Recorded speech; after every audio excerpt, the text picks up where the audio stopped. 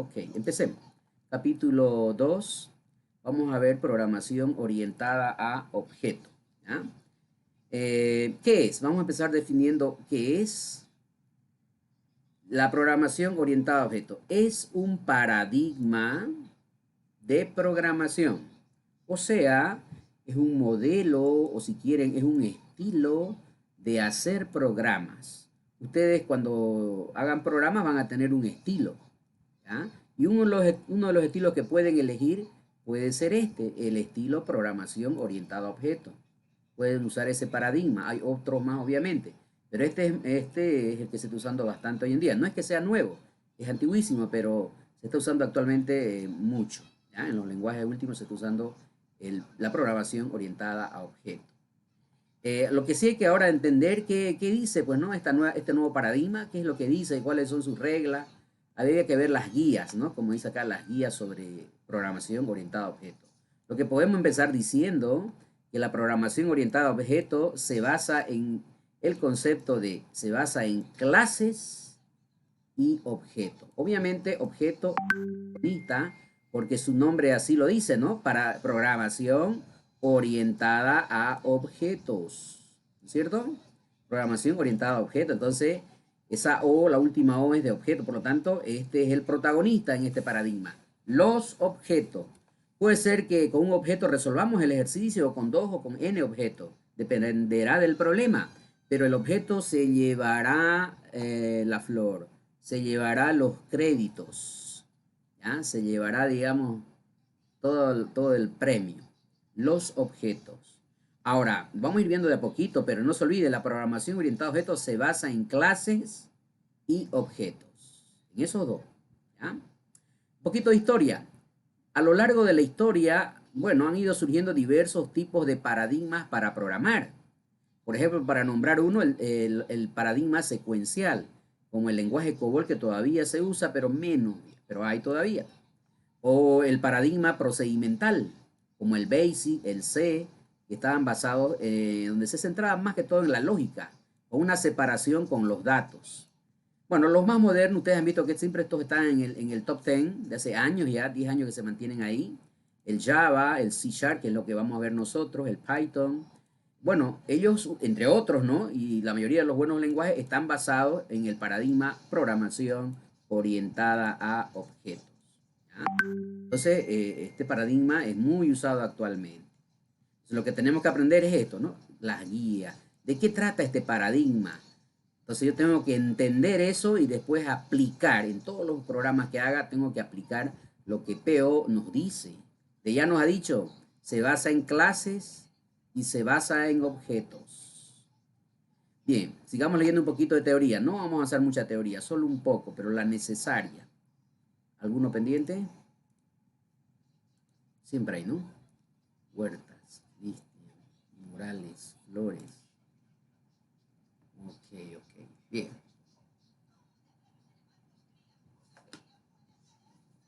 Antes, ¿alguna pregunta que tengan? ¿Algún comentario, duda, curiosidad, alguna cosa?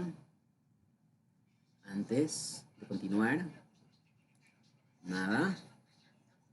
Entonces, vamos entendiendo. Estos parrafitos, todos deben entender, ya todos los párrafos.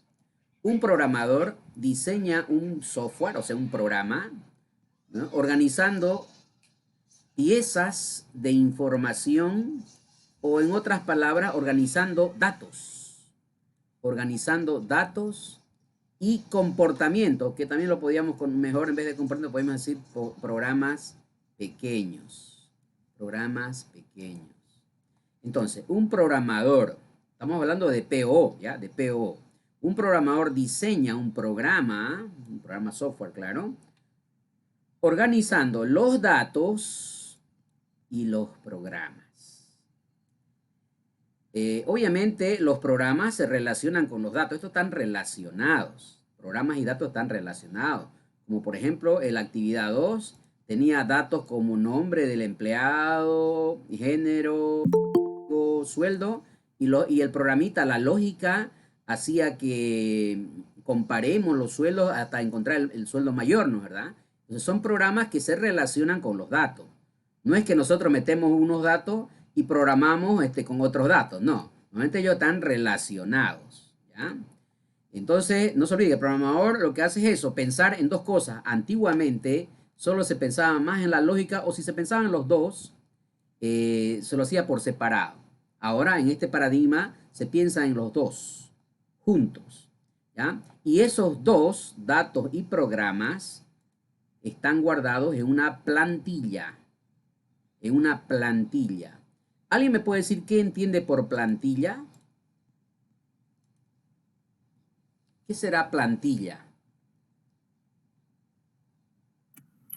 Es un modelo a seguir.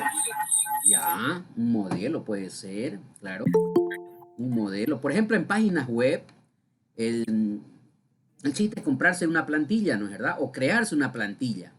Entonces, en base a esa plantilla, ya uno va generando diversas páginas para empresas. Entonces, uno se compra la plantilla o uno se elabora su plantilla, uno tiene ya su estilo fijo, por acá a la cabecera, a la izquierda tal cosa, a la derecha tal cosa, abajo tal cosa, al centro los datos, o lo que guste, ¿no? Tiene su comercio electrónico, tiene sus contactos con Facebook, tiene su plantilla, ¿no? Sus funcionalidades ya fijas. Entonces, eso mismo lo adapta, no sé, a Farmacor, si le interesa una página, se la adapta a UTEPSA, se la adapta a otra empresa, se usa la misma plantilla. Es como un modelo, como decía su compañero, ¿ya? Entonces, se usa mucho en páginas web las plantillas. También podemos nombrar, en vez de plantilla, por ahí no me entienden con plantilla, puedo decir también molde, ¿ya? Porque es una especie de modelo, molde, plantilla o molde. Entonces, en esta plantilla o molde se guardan los datos y se guardan los programas. Las dos cosas se guardan en esta plantilla o molde que se llama, esta plantilla o molde se llama clase. No se olviden, la PO está basado en clases y objetos. Y estamos empezando a hablar del primero, de clases. Y una clase nos dice que es una plantilla o es un molde. Una clase. ¿Qué tiene la clase? Tiene datos, guarda datos y guarda programas, programas pequeños. Que después esto va a cambiar de nombre, enseguida nomás. ¿Ya? Entonces, eso es una clase, una plantilla o molde. Después ya lo vamos a distinguir de objeto enseguida nomás. ¿Ya? Pero para que entiendan, luego, como dice acá, luego ya de la plantilla o molde, o sea, luego de crear la clase, porque esa plantilla es la clase, luego de crear la clase, recién se crean los objetos, recién aparecen los objetos. O sea, el objeto no puede aparecer si no hay la clase. No puede aparecer. El objeto no puede aparecer porque la clase es una especie, es como su mamá, que la mamá va a dar a luz, puede dar a luz un hijo, que sería un objeto, puede dar a luz una segunda vez, que sería otro objeto, y las que uno quiera, las que uno necesite para resolver un ejercicio, un problema. Entonces, va en ese orden. Primero hay que crear la clase y después se crea el objeto, ¿ya? Y el objeto, que es el hijo de la clase, es el que se lleva la flor, el que se lleva los créditos de la solución del programa. Y la clase no se va a poder envidiosa, es su mamá, ¿sí? No se va a sentir orgullosa más bien. Luego se crean los objetos individuales a partir de esa plantilla, o sea, a partir de esa clase. Todo el programa de software se ejecuta haciendo que varios objetos interactúen entre sí. O sea, un programa puede ser resuelto a través de un objeto nomás, con un objeto. Por ahí otros programas, porque están encarando otros problemas, requieran de 2 objetos, otros de 3 objetos. Por ahí un problema que tenemos que requiera pues de n objetos, hartísimos objetos. Pero con eso lo resolvemos. Entonces no se olviden el orden, ¿ya? Entonces, la clase es una especie de plantilla o molde. La clase es lo primero que se crea y de segundo vienen ya los objetos. ¿Ya? La clase no se la puede utilizar directamente, por eso que necesita que nazca el objeto. No se olviden que esto se llama POO. Por eso que esperamos el objeto. Es como la Biblia, el Dios y el Hijo de Dios, ¿no? Entonces esperamos el Hijo, el objeto en este caso. Entonces, esto no se llama programación orientada a clases, ¿no? Para que se use las clases. Las clases no se pueden utilizar para darle solución directa a un problema. No se puede usar. Necesitamos un intermediario que es el objeto y el objeto sí va a poder utilizar. ¿Ya? Vamos a ver enseguida todo eso. Cómo enganchamos la clase con el objeto. Clase. Una clase es una plantilla o molde. Define de manera genérica, o sea, así general, cómo van a ser los objetos. ¿Ya? ¿Cómo van a ser los objetos? Bien, una clase dijimos hace ratito en amarillo que guardaba, estaba organizado en dos bloques, uno para los datos y otro para el comportamiento o los programas pequeños. Eso estaba dentro de la clase. Pero aquí vamos a ver un poco más de término técnico. Cambiamos el denominativo. En una clase se almacena, ahí está, aparece, ¿no? El primero que era datos, pero ahora lo vamos a llamar con su correcto denominativo, que se llama atributos, y en vez de programas pequeños o comportamientos, se llama métodos.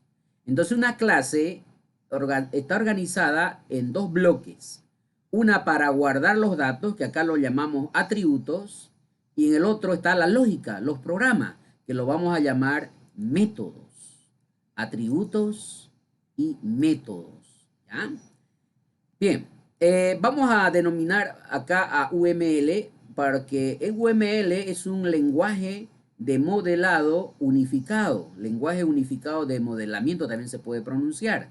Este lenguaje unificado de modelamiento tiene un grupo de herramientas que nos permiten utilizar para denotar gráficamente alguna situación en cuanto al desarrollo de software. Tiene diversas herramientas, diagramas para todo lado. Ustedes van a ir viendo en otras materias diversos diagramas que UML nos ofrece. Nosotros por ahora vamos a usar nomás algunos, ¿no? Cuando veamos el capítulo 4, veremos otros más, pero de poquito vamos a ir viendo algunos que UML nos ofrece. Por ejemplo, en este caso, ¿cómo denoto una clase, cómo dibujo gráficamente o represento gráficamente una clase según UML? Así se lo representa.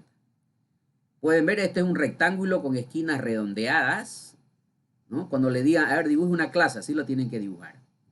En la parte superior está el nombre de la clase. Normalmente yo, por costumbre, este nombre de la clase, le doy el nombre empezado con C. C de clase.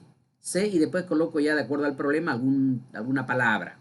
C algo, ¿no? No sé, alguna cosa le coloco de acuerdo al problema. ¿Ya? Bien, si esto fuera una casa, este rectángulo fuera una casa, diríamos que tiene 2 cuartos. El nombre de la clase no se lo considera como un cuarto, solo es el nombre nomás, ¿ya? El cuarto sería, por ejemplo, el primer cuarto sería donde están los atributos. O es lo mismo que decir los datos, solo que acá se llama atributos. Aquí se guardan los datos, ¿verdad? Entonces aquí no puede haber otra cosa que datos, solo es para guardar datos. Y en el otro lado están los métodos, los pequeños programas que nos hacen sufrir. Donde vamos a sufrir es acá. Cuando hay que crear métodos, un programita pequeño, dice, ¿no? Otro programita pequeño, otro pequeño. Y en todos los pequeños se resuelve el problema grande, con todos los pequeños. El lema de la programación orientada a objetos es divide y vencerás. Tenés un problema, dividilo en 10 pedacitos y cada pedacito resolverlo a través de un método. Entonces los métodos son pequeños programas, ¿ya? Entonces ellos están casados, uno guarda los datos, otro guarda la lógica. Entonces este señor, la clase, responde al problema. Con esta clase nosotros pretendemos resolver el problema. ¿Ya? Pretendemos resolver el problema con esta clase. Lamentablemente no se puede usar en un problema, en un ejercicio directo a la clase. No se puede usar. Entonces no es programación orientada a clase, les comentaba. Esto es programación orientada a objeto. Entonces de esta clase, ya que no se puede usar los métodos que aquí hubieran, que me interesarían usarlo para resolver el problema, no puedo usar los atributos, nada puedo usar. Lo que tengo que hacer es que nazca el objeto. El objeto, decía aquí arribita, miren, una clase es una plantilla, o sea, esto es un molde, este dibujo de acá es un molde, y define de manera genérica o general cómo van a ser los objetos. O sea, esta clase es como un molde, como una plantilla. Entonces, y a partir de esa clase van a nacer los objetos. ¿Ya? Entonces, la clase va a ser como una especie de la mamá, la que va a dar a luz a los objetos, ¿ya? Los objetos, dice acá, define de manera genérica cómo van a ser los objetos. ¿Y cómo van a ser los objetos? ¿Cómo ella sabe cómo van a ser los objetos? Porque cuando van a ser el hijo, bueno, no sabemos si se le aparecerá al papá o a la mamá, no sabemos. Variable, ¿no es cierto? Pero en este caso no hay papá, mamá, es solo mamá. Se supone entonces que va a ser parecida a la mamá. Además, es una plantilla, es un molde. ¿Ah? Entonces, tiene que ser parecido, tiene que ser lo que el molde saca, ¿no es verdad? Por ejemplo, a ver, para que tengan una idea de diferencia entre clase y objeto, para que sientan la diferencia. ¿Una independiente? Sí, ¿no? Por ejemplo, a ver, vamos a una empresa que hace tortas, ¿no? Hace torta. Entonces, esta empresa, este emprendimiento, lo que hace es comprarse o hacerse hacer los moldes, ¿no? Moldes de diversos tamaños y diversas formas. Supóngase un molde de forma corazón para 20 personas. Hay el molde o plantilla o molde para con una estrella UTEPS, una torta modelo estrella UTEPS para 10 personas, etcétera. De todo tipo de molde tiene, ¿no es verdad? Para el emprendimiento. Entonces, ese molde es la clase. Es la clase. Ustedes pueden vender el molde, no creo si se dedican a vender torta, no van a vender el molde, ¿no es verdad? No se lo van a comer, ¿no es verdad? El molde, ¿no es cierto? ¿Cierto? No lo van a usar el molde para su uso directo, para resolver un problema, por ejemplo, de deseo o de hambre. Lo que tienen que hacer es usar el molde, y al usar el molde, ¿qué vamos a obtener? En este caso del ejemplo del emprendimiento de tortas. Si usamos el molde, ¿qué vamos a obtener? El objeto. La torta, que sería el objeto. Eso ya lo puedo vender, la torta, ¿no? Me lo puedo comer también, ¿no? Eso, fíjense la diferencia, ¿no? Entre clase y objeto. El molde o la plantilla no se la puede utilizar para resolver un determinado problema. Sí es un gran apoyo, sí es un gran apoyo. ¿Ya? Pero el objeto sí lo puedo utilizar, lo que ya sale, ¿verdad? Yo lo que ya produce el molde es el objeto, ese sí se puede utilizar. Si nos vamos a otro ejemplo de un emprendimiento de ladrillos, el dueño de la ladrillería, pues se hace los moldes, ¿no es verdad? O la plantilla, ¿no? De madera o de metal, no sé, se hace acorde a la medida estándar en la construcción que tiene ladrillos, pues, ¿no es verdad? Un alto, un ancho, un largo, en fin. Tiene, pues, ¿no? En base a eso, piensa, sueña tener miles y miles de ladrillos para vender o para construir. Entonces, el molde ese, no, con ese molde no va a construir una barda, ni va a vender un ladrillo. Ese es la clase. Pero es necesario eso. Sin eso no podría hacer los ladrillos. Me saldría uno más grande, otro más pequeño. Carnaval sería. Es importante, es necesario la clase. Entonces, pero no lo puedo utilizar para construir. Sí, lo que la clase me genera, el molde me genera, que en este caso son los ladrillos. Ese es el objeto. ¿Ya? Lo que generamos con el molde, lo que generamos con la plantilla, lo que generamos con la clase, en otras palabras, que son los objetos, y los objetos son los que darán respuesta al problema. Ellos se llevarán los créditos. Ellos irán a la tele, a la entrevista, a decir, así lo resolví. ¿Ya? En cambio, el que sí en realidad da soporte a todo esto es la clase. Sin ella, los objetos no hubiesen nacido siquiera. Pero bueno, así son las cosas, así es este paradigma. ¿Ya? Paradigma, programación orientada a objetos. Un poco más de teoría para que me vayan entendiendo, así se denota a través de UML. Es un rectángulo con esquinas redondeadas, donde hay que darle un nombre en la parte superior. No, obviamente no puede tener espacio en blanco el nombre de una clase con una variable. Después hay que colocar los atributos. Habrá ejercicio con un atributo, con 50 atributos, dependerá del problema, ¿no? Por ejemplo, el de la actividad 2 tiene 4 atributos.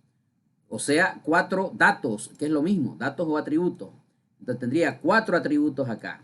Métodos, bueno, dependerá en cuánto lo divido el problema para ver cuántos métodos va a haber. Si el problema lo divido en 2, 3, 4 bloques, entonces tendrá que haber 4 métodos, digamos. Depende en cuánto lo divida, ¿ya?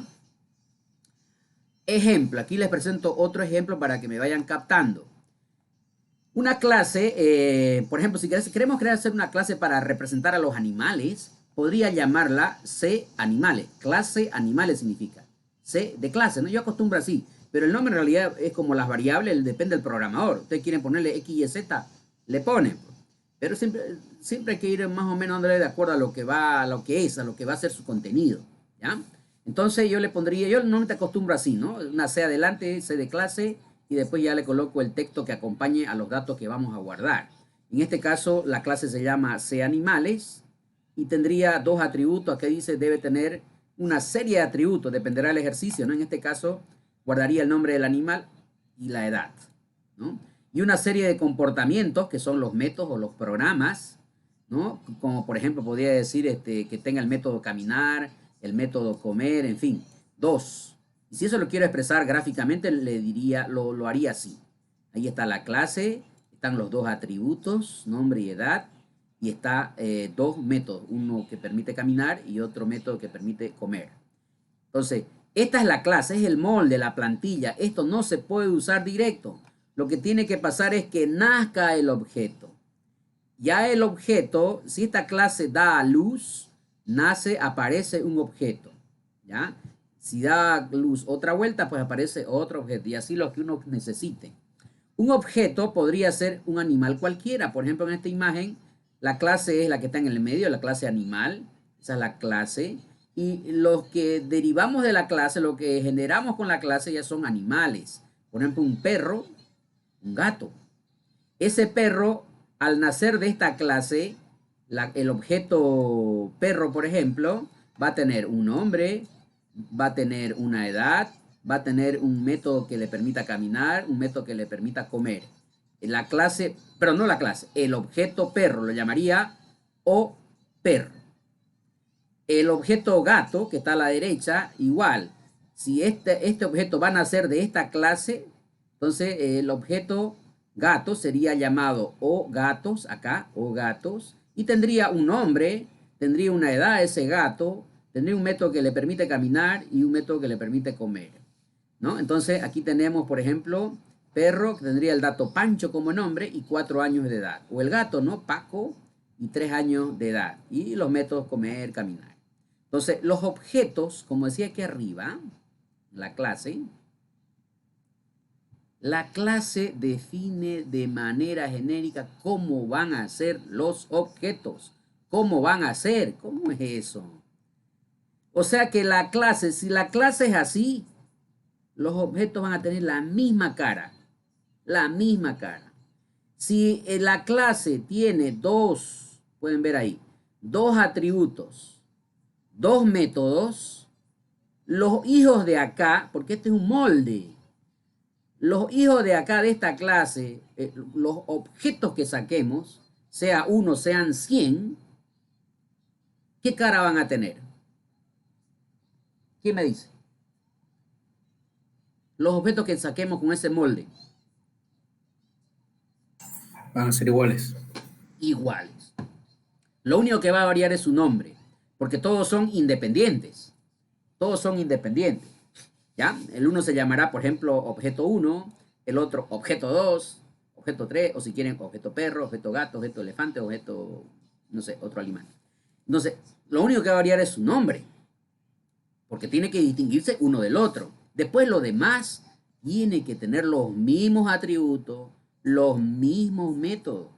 Entonces, o sea que cada objeto va a poder guardar sus datos y va a tener los programitas que manejan esos datos. ¿Ya? Entonces, gráficamente, este mismo dibujo podría expresarlo así. Hablando ya de objeto, veámosle un poquitito antes de mostrar el ejemplo. Bien, con la clase se pueden crear instancias. Yo decía, pues, dar a luz, va a dar a luz la clase, pero en realidad más técnico se llama instancia. Eso es dar a luz, instancia, instanciar. ¿Ya? Así lo van ustedes a expresar también de manera técnica. Con la clase, una vez ya creada la clase, recién podemos instanciar esa clase para obtener objetos. ¿Ya? Cada uno de ellos con sus atributos ya definidos. Cada uno es independiente, tiene su propio nombre. ¿Ya? Entonces, para instanciar una clase, me voy a basar de UML para decir cómo se instancia una clase. Cómo una clase da a luz. UML dice dibujarlo así si querés expresar eso. Ahí está, la clase está arriba, lo pueden ver ahí. Un poco vamos a alejar esto para que se vea. Ahí está, la clase está ahí arriba. El nombre de la clase, sus, no sé, 10 atributos, 50 métodos, lo que quieran. Ahí está la clase. La clase solita no responde al problema. Por más que aquí haya métodos interesantes, uno que guarda datos, el otro que compara si el sueldo es mayor que el otro sueldo, otro método que muestra en pantalla el nombre y el sueldo del que gana más. Por más que haya métodos que aquí me resuelven el problema, la clase no se puede usar directo en el problema para que lo resuelva. No se puede usar directo. Sí o sí tiene que nacer los objetos, o sea, tiene que instanciar la clase, sí o sí. Tienen que instanciar. Al instanciar la clase, se generan, como ven esas flechitas, se generan los objetos. Aquí coloco el nombre del objeto 1 y tiene los mismos atributos de la mamá. Y los métodos también. Aquí, si instancio por segunda vez, tendré por acá, nombre objeto 2, y con los mismos atributos, con los mismos métodos, y así sucesivamente. Enésima vez, si quieren. Por enésima vez podemos instanciar y vamos a tener el mismo objeto. Lo único que va a variar son sus nombres. ¿Ya? Entonces no se olviden, esta clase no se puede usar en un programa para que lo resuelva. Este sí, el objeto cualquiera de estos sí, tiene luz verde porque esto es programación orientada a objetos. ¿Ya? Estos métodos de acá yo no los puedo usar directo, pero estos métodos acá que son los mismos, de aquí son los mismos, estos métodos de acá son los mismos, ¿ya? Pero estos métodos de acá abajo los puedo usar porque estos métodos pertenecen a un objeto, son de un objeto y los objetos tienen luz verde para poder visualizarse. Bien, nada más entonces, un poquito más de teoría, aunque esto lo vamos a ver ya en el tema 4, los principios de la programación orientada a objetos. 4 principios. Uno, el encapsulamiento. Como ven ustedes en la gráfica, una clase encapsula, esta es una cápsula, tiene un nombre la cápsula y adentro de ella tiene dos cosas, atributos y métodos. Y ellos están condenados a vivir a gusto o a disgusto, pero están condenados, están encapsulados. Es como esa tabletita de refri o de otra cosa, que normalmente por ahí tiene color, no sé, claro y oscuro, por ahí naranjita y el otro ladito viene morado, lila, digamos, ¿no? O celeste, blanco, he visto, hay de todo, ¿no es verdad? Entonces es una cápsula. Y adentro ahí ponen los diversos componentes, pues, ¿no es verdad? Pero ellos están condenados en esa cápsula a convivir. Lo mismo pasa en la programación orientada a objetos. Ustedes quieren resolver un problema, bien, razónenlo, piénsenlo, analícenlo el problema y hagan una clase. En un lado piensen sobre los datos que la clase tiene que guardar, o sea, que el problema dice que manejemos, qué datos piensa guardar. Entonces hay que pensar en atributos. Después, qué métodos, qué programitas tenemos que hacer para que con esos datos pues lleguemos a la salida deseada. Resolvamos el problema, por lo tanto. Entonces hay que empezar en la clase. Y esto es encapsular tanto datos como métodos. En paradigmas antiguos, normalmente se analizaban también, ¿no? Pero eso era por separado. Los atributos vivían en un lado, los métodos, los programas en otro lado. Es verdad que los conectábamos, al final se resolvían, ¿no? Pero es otro paradigma, otra manera de resolver. Este, en cambio, tiene esa característica, ese principio de la encapsulación. La otra es la abstracción. Nosotros, imagínense que hagamos una clase, esta de acá, digamos, que tiene, no sé, 10 atributos, tiene 50 métodos. Hemos hecho esta clase interesante para, no sé, una ferretería. Tiene métodos muy interesantes y tiene 10 atributos, 50 métodos. Es una clase, no sé, es la clase ferretería, por decir algo. Bueno, ya está creada, lo resuelve el problema, caso cerrado. Y estoy ahora encarando otro ejercicio, otro proyecto, y de repente puede ser que me interese alguno de estos métodos. Verán en el capítulo 4, la herencia, cómo algunas clases, como pasan la vida real de las personas, algunas clases nacen heredando a otras clases. Si hay una clase que tiene 10 atributos, 50 métodos, y creo una nueva clase llamada cualquier nombre, y le digo, va a heredar, esta clase que están haciendo va a heredar de esta clase, que tiene 10 atributos, 50 métodos, directamente esa clase vacía, sin ni un atributo a la vista, sin ni un método a la vista, esa clase que acaba de nacer ya tiene 10 atributos y 50 métodos. Es verdad que ya puede tener también, con su gracia a su esfuerzo, otros atributos, aparte de los 10 que heredó, unos 5 propios, 15 tendría, y aparte de los 50 métodos que heredó, puede tener unos 10 métodos de él, entonces ya tendría 60. Pero eso lo veremos en la herencia. Entonces, en herencia, ¿ya? Hablando de la abstracción, lo que pasa con la abstracción es que nosotros tenemos harto ocultamiento de detalles. Por ejemplo, si esa clase de 50 métodos me ayudó a resolver el problema de la ferretería, entonces ya cuando estoy haciendo un ejercicio muy similar, muy parecido, hago nomás que esa clase la puedo reutilizar, y cosa que ya no me interesa ya el detalle de cómo lo hice, simplemente me interesa nomás, debería saber qué es lo que hace y cómo lo puedo usar, qué parámetros hay que darle o no darle, cómo lo puedo utilizar. Eso nomás, el detalle ya de cómo lo hace ya es una atracción. No necesito ya ese detalle. ¿Ya? Entonces, y en programas cada vez más grandes necesitamos tener bastante abstracción. O sea, ya ocultar detalles, no estar siempre con todo. Ya en programas grandes es imposible, ¿no es verdad? Y la programación en objeto permite hacer eso. Por último, otro principio es el polimorfismo. El polimorfismo, bueno, consiste pues en comportarse de diversas maneras. Lo vamos a ver en el capítulo 4, ¿ya? Es simplemente tener un comportamiento aquí, un primer comportamiento aquí y otro comportamiento en otro lado, diferente, comportarme de diversas maneras. Eso es polimorfismo, ¿no? Lo veremos en el capítulo 4, estos dos principios. Bien, preguntas, dudas, curiosidades. Aquí antes, con esto termino, que son los beneficios de la programación orientada a objetos. ¿Por qué utilizar la programación orientada a objetos? Se puede reutilizar el código. Convierte cosas complejas en estructuras simples. ¿Ya?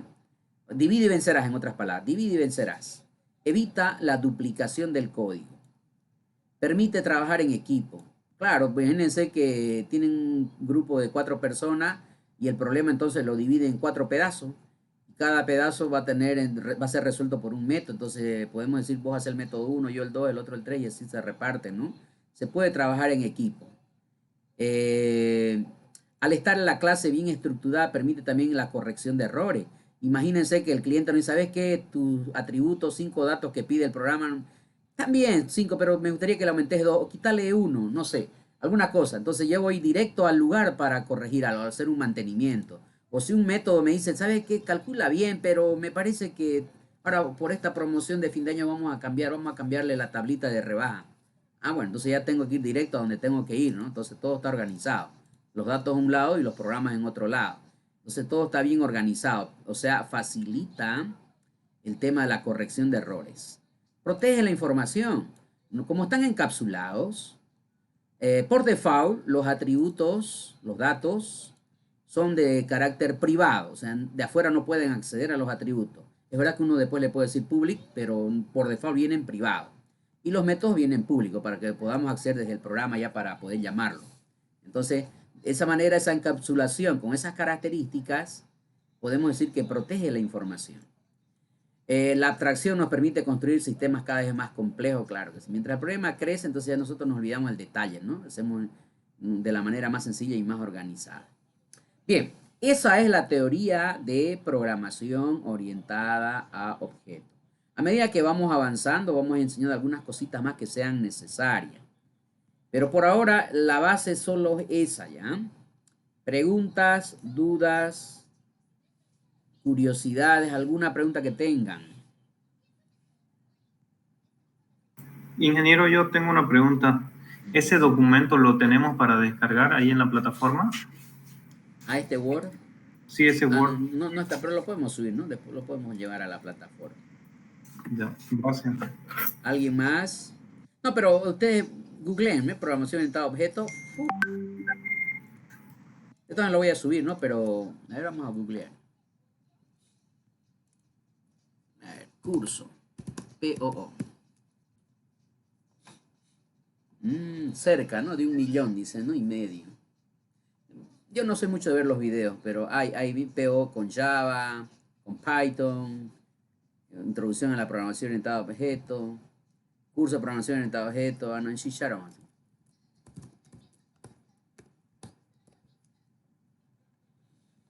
No, YouTube. Hay un tutorial de sobre C, no sé, ¿no? No, C Sharp debe estar por ahí. Aquí está, ¿no? Curso de programación orientada a objetos con C Sharp. Hay pues millones de páginas, ¿no? Es cuestión de navegar y pillar la adecuada, digamos, ¿no? Es hartísima data. Bueno, en este caso es pago, parece, ¿no? Curso, podemos ponerle curso gratis. En fin, pero no tiene que contentarse con esto es muy resumido, lo más necesario, ¿no? ¿Ya? Lo vamos a subir de todas maneras. Bueno, vamos ahora a hacer un pequeño ejemplo. No creo que lo terminemos hoy día, pero hasta donde avancemos, ya lo completamos en la próxima clase. A ver, aquí les presento un ejercicio, ¿ya? Un programa. PO1. Desarrollar un programa para introducir el nombre, la cantidad y precio de una venta. Perdón. Nombre del producto, cantidad, precio de la venta y tipo de venta. Tipo de venta. Porque hay venta que lo hacen en la misma tienda o hay que llevárselos a domicilio. Luego mostramos tres cosas. El cobro normal, la rebaja y el cobro final. Para la rebaja pues hay que aplicar esto de acá, dicen, ¿no? Bueno, ya después cuando llegue el momento lo podemos leer con calma. Pero básicamente empezamos por los datos, nos piden que manejemos. ¿Cuántos datos? ¿Qué dicen ustedes? A ver, lo que están viendo en la pantalla. ¿Cuántos datos hay que manejar? 4. 4. El nombre del producto que estamos vendiendo, la cantidad, el precio y el tipo de venta. 4. Entonces vamos a expresar el problema ese, pero ya gráficamente para dar una solución. Voy a meter al Visual Studio 2015. Vamos a esperar que abra. Vamos a estar a las 8, por lo menos un poquito avancemos el diseño y después nos mira al descanso, ¿no?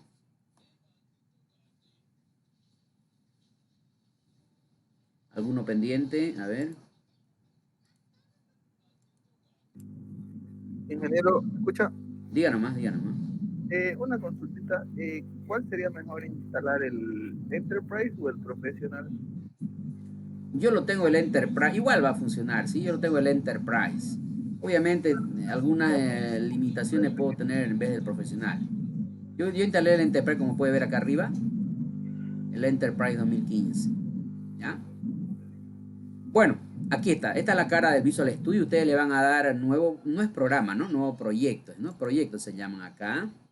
Entonces le damos clic ahí y esperamos que abra la pantalla para elegir. Bien, una bala, ¿no? Esperemos un ratito.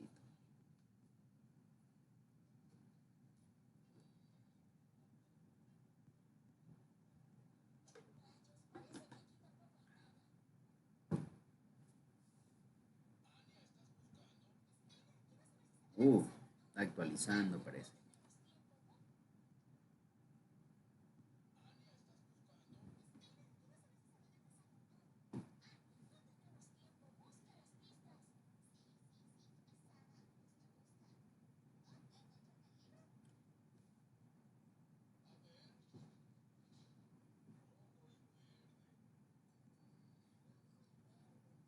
Bien. Bien. Bueno, lo que tienen que también hacer es lectura del lenguaje C#, ¿ya? Del lenguaje, cómo se declara una variable, qué tipo de datos tiene, cómo es el if, cómo es el for.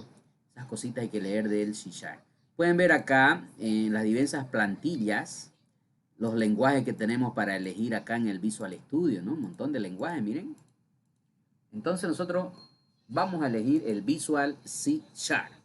Tengan cuidado con elegir otro, ¿ya?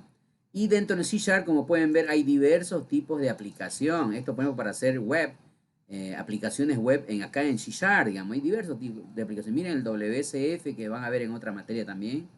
Es el Windows Communication Foundation. Entonces, otro tipo de aplicaciones, el modo consola, en fin, hay de todo. En este caso nosotros vamos a usar en toda la materia las aplicaciones de Windows Form. C#, Windows Form. Le damos el nombre que querramos. Yo voy a acostumbro a darle, bueno, hay que crear una carpetita después. PO guión 01, primer programa. Y voy a ubicar una carpeta en el escritorio. Vamos a guardar aquí. Creamos una carpetita. Ah, ya está creada, ya lo he visto. Algoritmos. No es. Es otra esa. Eso es solo algoritmos. Esto va a ser algoritmos y programación de 19 a 22. Ok. Entonces ya tenemos una carpeta. Aquí vamos ahora todos los programas que vamos a ir haciendo. No necesito crear una carpeta ya para el programa. Este nombre hará que se cree una carpeta. Dentro de esa carpeta que ya elegí, que ahí se ve todavía, ahí abajo en la segunda línea pueden ver, algoritmo y programación en el escritorio. Entonces este nombre del programa hará que se cree una carpeta y de allá, dentro de esa carpeta creará todos los recursos que necesita el programa, que son hartas cosas que va a agregar automáticamente. Hecho eso, damos a aceptar nomás y esperamos que cree el formulario vacío y en él vamos a diseñar. Vamos a diseñar.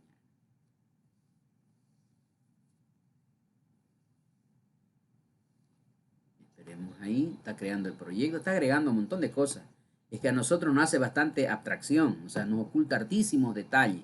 Nos va a mostrar una lista de herramientas, solo las arrastramos, le ponemos algunas propiedades, pero atrás está armando todo un código, ¿no? Que para nosotros eso nos oculta detalle, es una abstracción. Este es el formulario. Normalmente le damos un tamaño grande para trabajar cómodamente, ¿ya? Ahora, este formulario, como está vacío, lo que hay que hacer primero es diseñar. ¿Cómo pretendemos resolver el problema, ¿no? ¿Con qué diseño? Entonces, aquí vamos a ir al menú ver. Necesito para diseñar dos cosas. Bueno, aquí tenemos con Control Alt, algunos shortcuts, ¿no? Teclas de abreviación directa. Por ejemplo, este Control Alt L para que nos muestre la solución. Le voy a hacer clic ahí. Control Alt L también podría haber sido directo. Como pueden ver, aquí está la solución. Este es el nombre del programa que le di. Y ha creado algunas propiedades, algunas referencias, hay un archivo de configuración. Aquí está el formulario. Si a veces no abre el formulario cuando ustedes lo abren el programa, se vienen al explorador de la solución o control alt L y aquí le dan doble clic en formulario para que aparezca su formulario y continúen su programa, digamos, ¿ya? Aquí hay un programa también, inicio del programa, código, todo es código. Pero nosotros nos los disfraza al detalle, nos hace la abstracción y nos vamos con este formulario. Pero atrás de él hay un montón de archivos. Si vamos al escritorio, en algoritmo, doble clic acá, verán que se ha creado la carpeta PO01. Dentro de ella se ha creado otras carpetas, miren. Si ustedes quieren abrir desde acá, tienen que darle doble clic en este archivo. Este es el que enlaza a todo el programa, ¿ya? Ahí le daría doble clic para abrirlo. En este caso no voy a hacer eso. Pero entonces hay otras carpetas, como pueden ver, bin, OBJ, que tiene creadas para el programa, ¿no? Aquí en debug, por ejemplo, tenemos ya el exe, ¿no? Que esto va a ir creciendo automáticamente cuando vamos avanzando ya en el programa. O sea, no es nomás un archivito como fue el PCIN, acuérdense, es solo un archivito. Acá es un programa y requiere un montón de librerías. Fíjense ustedes que atrás de esto ya hay librerías agregadas, miren. Hay librerías agregadas, ellas vienen con... Todos son clases, ¿no? Tienen atributos, tienen métodos, ¿no? Entonces, un montón de detalles que no sabemos, ¿no? Pero son necesarias para la ejecución de este programa, que él solito lo agrega automáticamente. Entonces voy a cerrar este explorador de soluciones. Para el diseño necesito dos cosas, les decía. Una es la ventana de propiedades, que la tecla F4 me lo daría más rápidamente, porque ahí tengo, como pueden ver, unas propiedades del elemento que está elegido acá. En este caso está elegido el formulario. Puedo darle, no sé, un color de fondo al formulario, ¿no? Un back color. O si no, dejar el color estándar que siempre nos da, o darle un color que uno quiera, ¿no? Uno puede poner también alguna imagen. Hay bastantes propiedades. Ustedes lo van a dañinear. Miren, hay hartas propiedades para cambiar el formulario. ¿Ya? Va a ir variando las propiedades dependiendo qué objeto esté seleccionado, ¿ya? Ahora necesito la caja de herramientas. Con Control Alt X podemos tener directo eso, pero acá vamos a buscar, tiene que estar también acá. Bien, aquí está, a ver dónde está la caja de herramientas. Aquí aquí está, ¿no? Cuadro de herramientas, Control Alt X. Ahí le hacemos clic y pueden ver que nos trae todos los componentes a utilizar. Ni siquiera tan completo esto. Falta más componentes, o sea, nos falta hartísimo, miren. ¿Ya? Es harto. Ahora, cuando ustedes estén buscando un componente, aquí pueden hacerle clic para escribir el nombre. Pero está ordenado alfabéticamente. Por ejemplo, estoy buscando un textbook, entonces escribo nomás parte de él. Ah, acá está el textbook, ya lo pillé. Ya. Estoy buscando un botón, el botón, entonces button. Ah, ya está el botón. Un radio button, ahí lo pillé también, ¿no? Entonces, en fin, uno puede escribir también directo acá. O si no, lo busca nomás porque está ordenado alfabéticamente. Entonces, con esta caja de herramientas, con la ventana de propiedades y el formulario es suficiente para hacer un diseño. Ah, bueno, casualmente puse ahí nomás el botón, lo voy a suprimir. Bueno, vamos a hacer entonces el diseño que va a responder a este problema, pero eso lo vamos a hacer a la vuelta. Vamos a hacer el diseñito y vamos a hacer un poquito de la clase hasta donde podamos y lo vamos a dejar después para allá el miércoles sería, ¿ya? Bien, voy a cortar por ahora